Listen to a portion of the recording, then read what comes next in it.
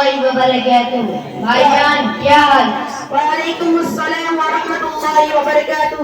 بھائی جان اللہ کا فضل و کرم اور اس کا احسان ہے. عمر بھائی آپ کیا کرتے ہیں؟ راحت بھائی میں مدرسہ حلیمیہ میں تعلیم حاصل کرتا ہوں. اچھا، جیسا کہ آپ مدرسہ حلیمیہ میں تعلیم حاصل کرتے ہیں، سجدہ سہو کے متعلق میرے چند سوالوں کا جواب دیں. راحت بھائی آپ معلوم کریں انشاءاللہ اللہ کی کرم سے اور اساتذہ کی محنت سے مجھے جو کچھ ملا ہے میں ضرور بتانے کی کوشش کروں گا. سجدہ سہو کسے کہتے ہیں؟ راحت بھائی سہو کے معنی بھول جانے کے ہیں. بھولے سے کبھی کبھی نماز میں کمی یا زیادتی ہو کر نقصان ہو جاتا ہے. اس کمی کو پورا کرنے کے لیے جو دو سجدے کیے جاتے ہیں انہیں سجدہ سہو کہتے ہیں. سجدہ سہو کیوں کیا جاتا ہے؟ راحت بھائی نماز کے جو واجبات بھول سے چھوٹ جائے اس کمی کو پورا کرنے کے لیے سجدہ سہو کیا جاتا ہے.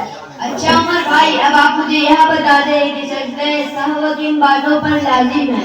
راحت بھائی یہ تو آپ نے بہت ہی اہم سوال کیا ہے جن کا جاننا ہم سب پر لازم اور ضروری ہے. لہٰذا ان چیزوں سے سجدہ سہو واجب ہوتا ہے کسی واجب کے بھول کر چھوٹ جانے سے یا کسی واجب یا فرض میں دیر ہو جانے سے. اگر ایک ہی نماز میں کئی دفعہ ایک غلطیاں ہو جائے جن میں سجدہ سہو لازم ہو تو کتنے سجدے کریں؟ صرف ایک مرتبہ دو سجدے کر لینا کافی ہے. کیا سجدہ سہو صرف فرض نمازوں میں ہی واجب ہے یا پھر تمام نمازوں میں بھی؟ تمام نمازوں میں اس کا حکم ایک جیسا ہے. اچھا عمر بھائی اب آپ مجھے یہ بتا دیں کہ سجدہ سہو کب ہوگا؟ راحت بھائی سجدہ سہو نماز کے آخری قاعدے میں ایک سلام پھیرنے کے بعد کیا جاتا ہے. اچھا عمر بھائی اب آپ مجھے یہ بتا دیں. اچھا عمر بھائی وقت کافی ہو چکا ہے، اب آپ میرے آخری سوال کا جواب بتا دیں.